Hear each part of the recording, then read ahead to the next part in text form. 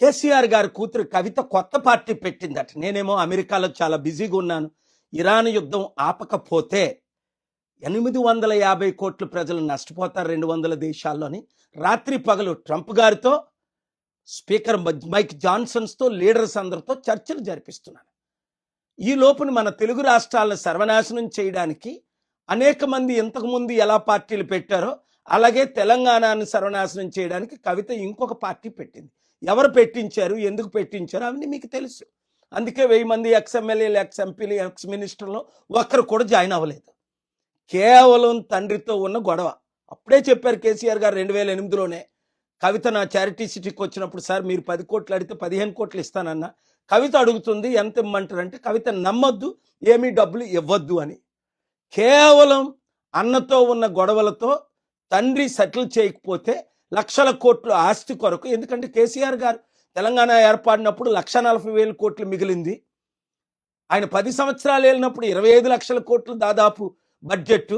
ఆ తర్వాత 8 లక్షల కోట్లు అప్పు. అంటే 33 ప్లస్ దాదాపు 35 లక్షల కోట్లు. ఎన్ని లక్షల కోట్లు మిగిలింది? తనకి ఎన్ని లక్షల కోట్లు ఇవ్వాలి? నాకెందుకు సీఎం పోస్ట్ ఇవ్వరు? నా దగ్గర 1000 కోట్లు ఉన్నాయి, నేను ఖర్చు పెడతాను అని ఇప్పుడు కోట్ల రూపాయలు ఖర్చు పెట్టి ఫ్రంట్ పేజీలో న్యూస్లో వేయించుకొని మన బీసీ, అంటే నేను బీసీగా మాట్లాడుతున్నాను, మన కాపులు, నేను కాపుగా మాట్లాడుతున్నాను, ఎస్సీ, మన ఎస్సీ, ఎందుకంటే నేను ఎస్సీ దళితుల అమ్మాయిని పెళ్లి చేసుకున్నాను కనుక కులాలకు, మతాలకు, ప్రాంతాలకు అతీతంగా నేను సేవ చేశాను కాబట్టి మనల్ని మోసం చేయడానికి మరలా కవితని దించారు. 80 సంవత్సరాలు మన బీసీల్లో ఒక్కడు ముఖ్యమంత్రి అయ్యాడా? 60% ఉన్నాం. మన కాపుల్లో ఒక్కడిని ముఖ్యమంత్రి చేశారా? 27% ఉన్నాం. మన దళితులు కానీ, ఎస్టీలు కానీ, ముస్లింలు కానీ, క్రిస్టియన్స్ని కానీ ఒక్కరిని 5 సంవత్సరాలు ముఖ్యమంత్రి చేశారా? ఇప్పుడున్న పార్టీలు 12 మంది రెడ్లు అయ్యారే.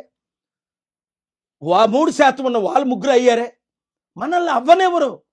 వాళ్ళదే దోచుకోవడం, దాచుకోవడం, ఖర్చు పెట్టడం. అందుకే కవిత 1000 కోట్లు దోచుకున్నది, 1000 కోట్లు దాచుకున్నది, లక్షల కోట్లు సంపాదించడానికి తండ్రితో ఫైట్ చేసి, శర్మిల ఏ విధంగా అన్నతో, జగన్తో ఫైట్ చేసి, అప్పుడే చెప్పాను శర్మిల పార్టీ ఫైట్ కొరకే, సక్సెస్ అవ్వదు, క్లోజ్ అయిపోద్ది. పవన్ కళ్యాణ్ టీడీపీ బీజేపీలో కలిసిపోతాడు.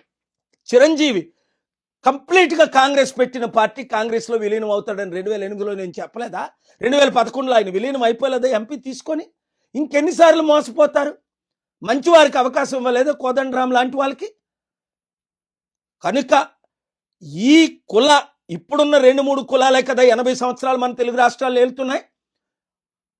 ఈరోజు తెలంగాణ అప్పు 10-12 లక్షల కోట్లు, ఆంధ్ర అప్పు 13 లక్షల కోట్లు. అప్పులు ఎలా తీర్చుతారని అడిగితే కవిత అంటది 1,00,000 కోట్లు మిగిలి ఉన్నాయట.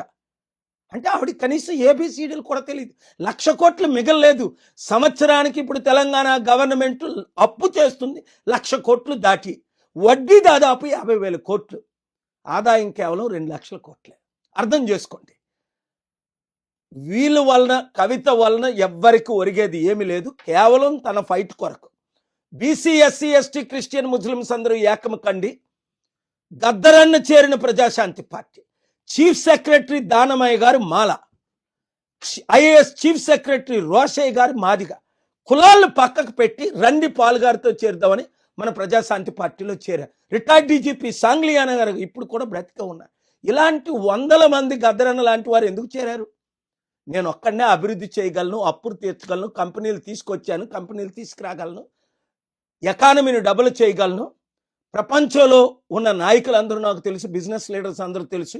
ఇప్పుడు వరకు 100 కంపెనీలు తీసుకొచ్చాను, అప్పుడు చెప్పుకోలేదు, ఇప్పుడు చెప్తున్నాను. ఎందుకు అంటే మన రాష్ట్రాలు బాగుపడాలి, మన దేశం బాగుపడాలి. చైనా జీడిపి 22 ట్రిలియన్కి వెళ్ళిపోయింది 37 సంవత్సరాల కిందట. మనం ఈక్వల్ జీడిపి మంది కూడా, చైనాది కూడా సేమ్ జీడిపి ఆల్మోస్ట్. ఈరోజు మనం అడుక్కుంటే డబ్బులు ఇచ్చిన వాళ్ళు లేరు. కనుక యూత్ 60 లక్షలు ఉద్యోగాలు ఇస్తానంటది, 6 లక్షలు అనడానికి ఏముంది? దానికైనా విలువ ఉందా? కేసీఆర్ గారు 100 మాటలు అనలేదా? రేవంత్ రెడ్డి 100 వాగ్దానాలు చేయలేదా?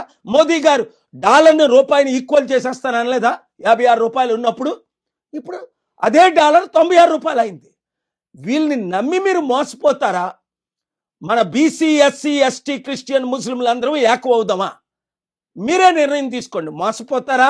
మరొక 80 సంవత్సరాలు మోసాన్ని ఆపి వచ్చే 2-3 సంవత్సరాలు అందరము ఏకమై ఎక్స్ ఎమ్మెల్యేలు, ఎక్స్ మినిస్టర్లు, ఎక్స్ ఐఏఎస్లు, రిటైర్డ్ ప్రొఫెసర్స్, డాక్టర్స్, ఇంజనీర్, ముఖ్యంగా యూత్ జాబులు నేను ఒక్కడనే తేగలను, అప్పులు నేను ఒక్కడనే తీర్చగలను, అభివృద్ధి నేను ఒక్కడనే చేయగలను.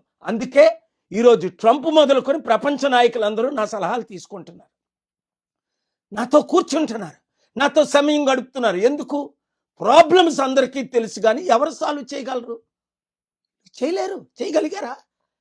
రోజు 2 తెలుగు రాష్ట్రాల అప్పు 25 లక్షల కోట్లు అయిపోయింది. దేశం అప్పు 100 లక్షల కోట్లు అయిపోయి ఎవరైనా తీర్చగలిగారా?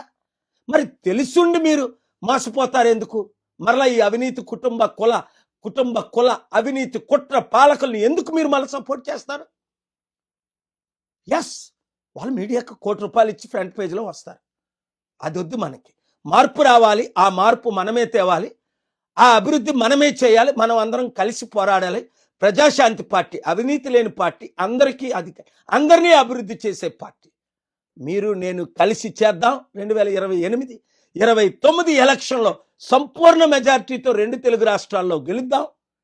అభివృద్ధి అంటే చేసి నేను చూపిస్తాను. మీరందరూ 7569441275 గ్రూపులు పెట్టి ఒక్కొక్కరు 100 మందిని 1000 మందిని చేర్చి ఈ ఇరాన్ యుద్ధం సాల్వ్ అవగానే నేను మరలా వస్తాను. కాబట్టి కలిసి పనిచేద్దాం, అభివృద్ధి చేద్దాం. We can do anything. Share this video with everybody. Media మిత్రులారా, అందరికీ ఈ వీడియో షేర్ చేసి రాష్ట్రాలను కాపాడండి. దేవుడు మిమ్మల్ని దీవించుగాక.